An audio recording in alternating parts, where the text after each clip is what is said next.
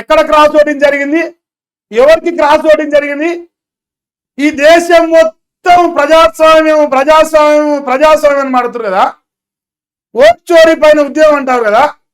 మీ కాంగ్రెస్ పార్టీలో ఓటు చోరీ చేసింది భారతీయ జనతా పార్టీ, 25 ఓట్లు గుంజింది. రేపు దీనికి ఉద్యమం చేయరు.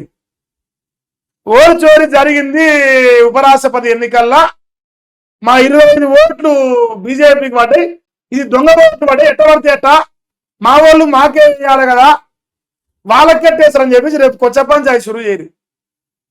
ఎందుకంటే మీ మీ గుజ్జులో ఉండే తెలివి కదే కదా. అలా ఆ కొత్త పంచాయతీ షురూ చేసి రేపు ఏ రకంగా గెలిచినా ఏ రకంగా ఓడిపోయినా అనేది చర్చ పెట్టుకోరు. మీ సగదానం అంతే.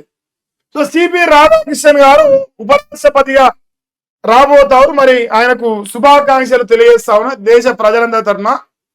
140 కోట్ల ఈ దేశ ప్రజలందరూ ఈరోజు శుభాకాంక్షలు తెలియజేస్తారు. మరి దేశానికి సేవ చేయాలని మనస్ఫూర్తిగా కోరుకుంటా ఉన్నా. మరొకసారి శుభాకాంక్షలు తెలియజేస్తాను.